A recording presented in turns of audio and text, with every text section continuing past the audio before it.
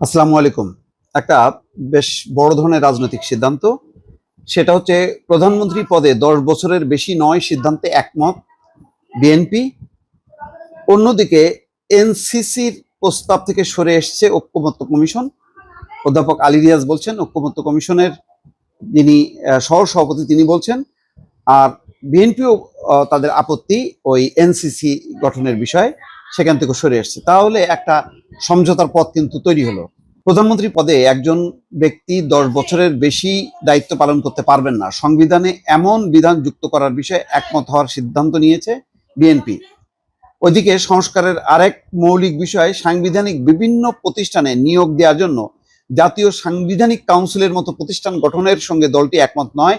এটাকে সংবিধানের সঙ্গে সাংঘর্ষিক বলে মনে করছেন বিএনপি নেতারা।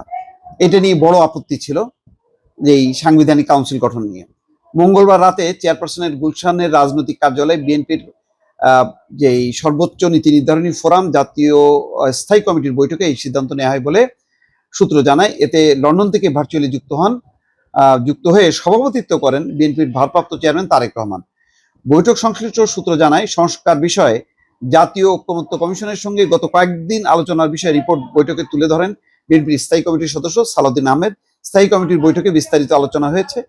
দলটি সিদ্ধান্ত নিয়েছে একজন ব্যক্তি সর্বোচ্চ ১০ বছর প্রধানমন্ত্রীর পদে থাকতে পারবেন। এদিকে নারীদের জন্য ১০০ আসন এবং সংসদের উচ্চ কক্ষের সদস্য সংখ্যা ১০০ জনের বিষয়ে বিএনপি ইতিমধ্যে একমত পোষণ করেছে। তাহলে বড় দুইটা কিন্তু সিদ্ধান্ত হয়ে গেল, যে নারীদের ১০০ আসন, তারপরে উচ্চ কক্ষ নির্মাণ, সেখানে ১০০ সদস্য, এবং প্রধান বিচারপতি নিয়োগের ক্ষেত্রে জ্যেষ্ঠতম ২ জনের মধ্যে যে কোনো একজনকে নিয়োগের বিষয়ে দলটি একমত হয়েছে। এটা একটা ভালো সিদ্ধান্ত। আর অধ্যাপক আলী রিয়াজ যেটি বলছেন যে এনসিসি প্রস্তাব থেকে সরে এসছে ঐক্যমত্য কমিশন, জাতীয় সাংবিধানিক কাউন্সিলের প্রস্তাব থেকে সরে এসছে জাতীয় ঐক্যমত্য কমিশন। এর পরিবর্তে সাংবিধানিক ও সংবিধিবদ্ধ প্রতিষ্ঠানের নিয়োগ কমিটি করার প্রস্তাব করা হয়েছে। জাতীয় ঐক্যমত্য কমিশনের সহসভাপতি অধ্যাপক আলী রিয়াজ এই কথা জানিয়েছে। তাহলে বিষয়টা দাঁড়াচ্ছে যে একটা খুব দ্রুত একটা সমঝোতার পথ কিন্তু তৈরি হয়ে গেল।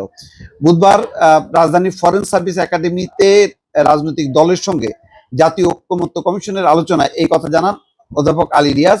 আলী রিয়াজ বলেন, রাজনৈতিক দলগুলোর মতামতকে গুরুত্ব দিয়ে জাতীয় ঐক্যমত্য কমিশন এনসিসির প্রস্তাব থেকে সরে এসছে। নতুন প্রস্তাবিত কমিটির কাঠামোতেও পরিবর্তন আনা হয়েছে।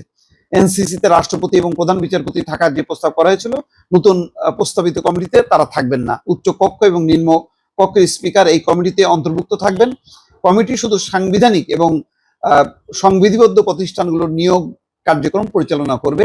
অ্যাটর্নি জেনারেল এবং ৩ বাহিনীর প্রধানের নিয়োগ এই কমিটির অন্তর্ভুক্ত হবে না। আলী রিয়াজ বলেন, এই কমিটি হবে ৭ সদস্য বিশিষ্ট, যেখানে সভাপতি থাকবেন নিম্ন কক্ষের স্পিকার। যাই হোক, একটা ভালো, আমার ধারণা যে একটা ঐক্যমতের একটা জায়গা আসলো, যেখানে বিএনপির সঙ্গে বড় ধরনের যে একটা মতানৈক্য সেটা এই বৈঠকের মধ্য দিয়ে শেষ হয়ে গেল। দর্শক ভালো থাকবেন, আল্লাহ হাফেজ।